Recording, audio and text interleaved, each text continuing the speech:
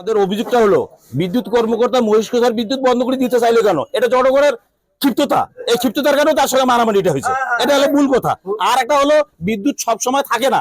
1 ঘন্টা লোডশেডিং হওয়ার কথা, সেখানে 4 ঘন্টা 5 ঘন্টা পর্যন্ত লোডশেডিং হয়। এটা হলো জনগণের দাবি। এবং বিলের নিয়ে আবেদন আছে। বিল 2টা বাল্ব জ্বালায়, একটা ফ্যান জ্বালায়, অথচ 400 500 700 800 টাকা পর্যন্ত বিল দেয়। এই অভিযোগগুলা তার, আর বোর্ডের ব্যাপারটা আলাদা, কিন্তু ঘটনা হচ্ছে এই অভিযোগগুলো তার উপর। তো সেনাবাহিনী আমাদেরকে কথা বলছে যে, সেনাবাহিনী বলছে যে অভিযোগ লেখেন, টিএন অফিসের বরাবর দিবেন, আমরা মানে সেনাবাহিনী কথা বলে দেবো। তারপর হবে কি হবে না সঠিক সিদ্ধান্ত সঠিক তারপর আমাদের।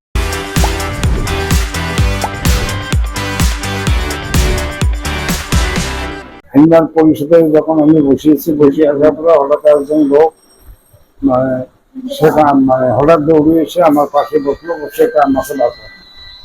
তখন আমি কি যে এই ঘটনা শুনলাম, কিছু শুনলাম, তাকে কানাডার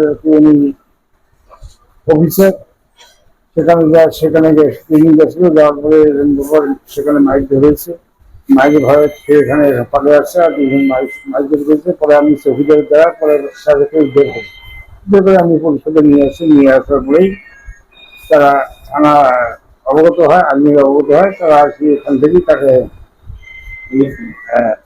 উদ্ধার করে তাদেরকে নিয়ে যায়, বা এখানকার একটা ছেলেকেও ধরে নিয়ে যায়।